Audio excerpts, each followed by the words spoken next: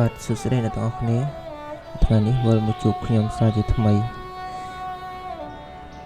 ព្រឹត្តិការណ៍ប្រវត្តិសាស្ត្រនៅថ្ងៃទី29ខែឧសភាថ្ងៃទី29ខែឧសភាជាការបរិច្ឆេទនៃព្រឹត្តិការណ៍គួរឲ្យកត់សម្គាល់ជាច្រើនក្នុងប្រវត្តិសាស្ត្រនៅឆ្នាំ1453ការដួលរលំនៃទីក្រុងកុងស្តង់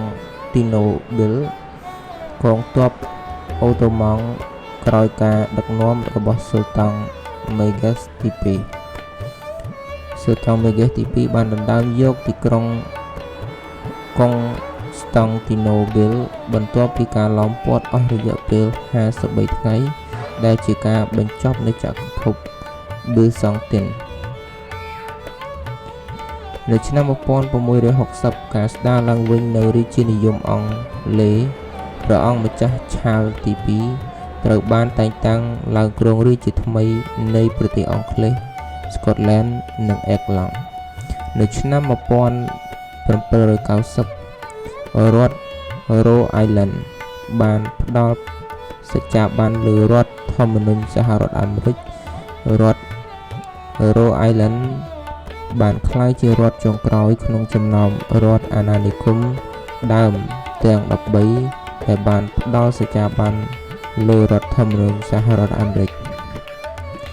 នៅឆ្នាំ1886ការផ្សាយពាណិជ្ជកម្មដំបូងបង្អស់របស់ Coca-Cola ការផ្សាយពាណិជ្ជកម្មដំបូងបង្អស់សម្រាប់ភេសជ្ជៈ Coca-Cola បានបង្ហាញខ្លួននៅក្នុងកាសែត The Atlanta Journal នៅឆ្នាំ1917កំណើតរបស់លោក John F Kennedy ប្រធានាធិបតីទី35របស់សហរដ្ឋអាមេរិកបានចាប់កំណើតនៅថ្ងៃនេះ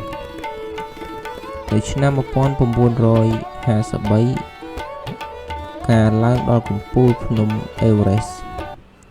Mount Everest លោក Sir Edmund Hillary និងលោក Pencil Norgate បានក្លាយជាអ្នកឡើងភ្នំដំបូងគេដែលបានទៅដល់កំពូលភ្នំ Everest នៅឆ្នាំ1999ការភ្ជាប់យានអវកាសលើកដំបូងជាមួយនឹងស្ថានីយ៍អវកាសអន្តរជាតិ ISS យានអវកាស Discovery បានបញ្ចប់ការភ្ជាប់ជាមួយស្ថានីយ៍អវកាសអន្តរជាតិជាលើកដំបូងទី2ទិវាអន្តរជាតិនៃកងកម្លាំងរក្សាសន្តិភាពអង្គការសហប្រជាជាតិទិវានេះ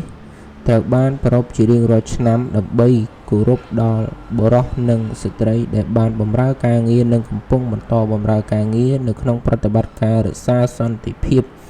របស់អង្គការសហប្រជាជាតិទិវាសុខភាពប្រព័ន្ធរំលាយអាហារពិភពលោកជាថ្ងៃមួយដើម្បីលើកកម្ពស់ការយល់ដឹងអំពីសុខភាពនិងជំងឺនៃប្រព័ន្ធរំលាយអាហារនៅថ្ងៃទី29ខែឧសភាឆ្នាំ1903នៅប្រទេសអង់គ្លេសតារាកំប្លែងជនជាតិអង់គ្លេសអាមេរិកម្នាក់បានកើតនៅថ្ងៃទី29លោក Bothoff លោកជីវិតអាជីពរបស់លោកដំបូងលោកគ្រួសាររបស់បានធ្វើអន្តោប្រវេសន៍នៅទីក្រុង Cleveland រដ្ឋ Ohio នៅពេលដែលលោកមានអាយុ4ឆ្នាំ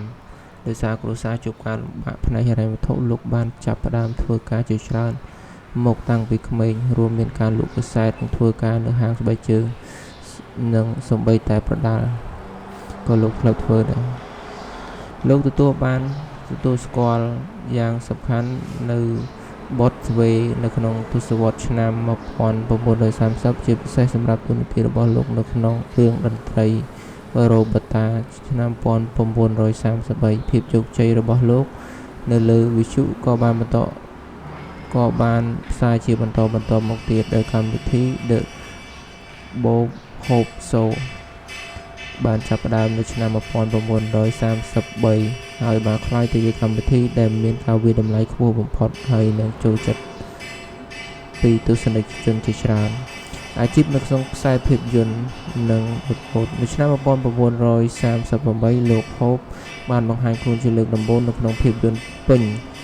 គឺ The Big Broadcast of